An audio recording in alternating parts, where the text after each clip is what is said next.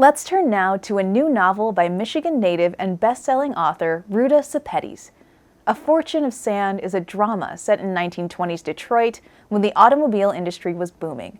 The story explores ambition, family loyalty, and the fortunes built and lost during a groundbreaking period in America's history. One Detroit contributor, Lawrence Smith of PBS Books, spoke with Sepetys during the author's recent appearance at the Penn Theatre in Plymouth.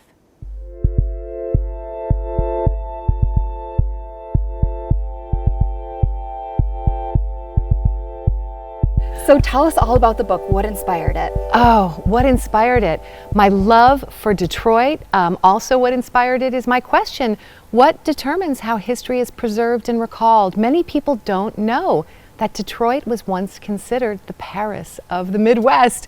So I wanted to go back to Detroit's golden age and bring that history out of the dark via a story. Yes, so it takes place in 1920s Detroit. What was different about that time than now, and how does that sort of factor into the story? What surprised me about the 20s was that the dominant narrative of the 20s that we've accepted, flappers and jazz and that's not the complete narrative. And when I started to look into Detroit history, I did find the complete narrative that represented what was happening across the entire country. And A Fortune of Sand follows an automotive family, the Lennox. And the youngest daughter, Marjorie Lennox, is an aspiring fashion designer. And this is a very wealthy family who's behaving badly and gaining a lot of power while doing it. And Marjorie discovers a web of lies in her own family and then has to face a terrifying truth. Just how far will an American dynasty go to keep their secrets?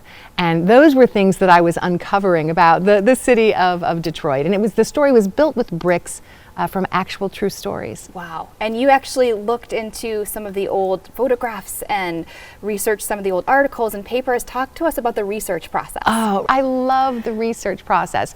So to research this book, every morning with my coffee, I read the newspaper from whatever day it was, but in 1927, the setting for the book.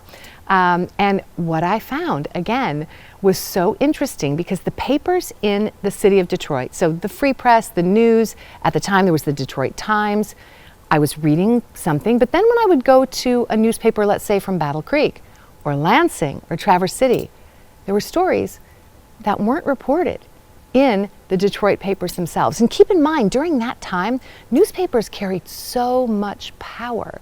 Newspapers, society pages, obituaries. Which we talk about in this novel. Exactly, right. And that's where the stories lied. I did find that obituaries and death notices, people were very particular. But think about it, this was their history. But in one particular case of something I was researching related to the book, I don't want to give any spoilers, something didn't add up to me. So I filed a request to get access to a death certificate. And what was reported on the death certificate is not what was in the obituary.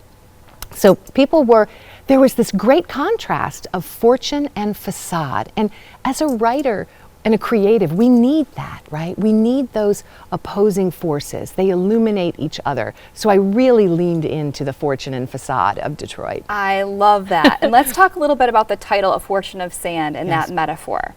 Yes. In A Fortune of Sand, so sand is something that we walk on. Sand is something that we wipe from our shoes, right? But there's a paradox there. Sand slips through our fingers. So it's something that we might disregard.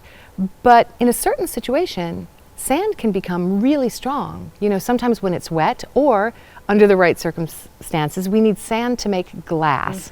And the Lennox family, they run a glass empire. And glass then also has these contrasts that if glass can provide protection from the elements, it's something that maybe helps us see, but it can also become distorted and it can shatter.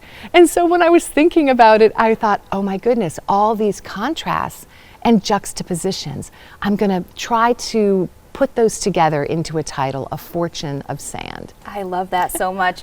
And I thought the book was so great. It's sort of a mix of historical fiction, but it feels a little gothic to me as well. It's sort of spooky without there being any real ghosts.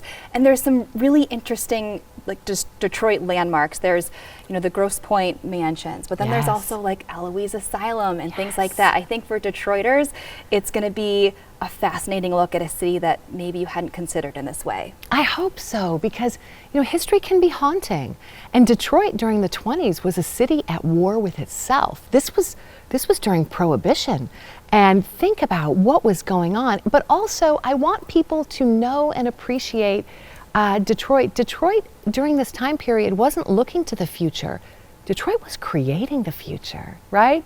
And so I really wanted people to I don't know, understand Detroit during this age.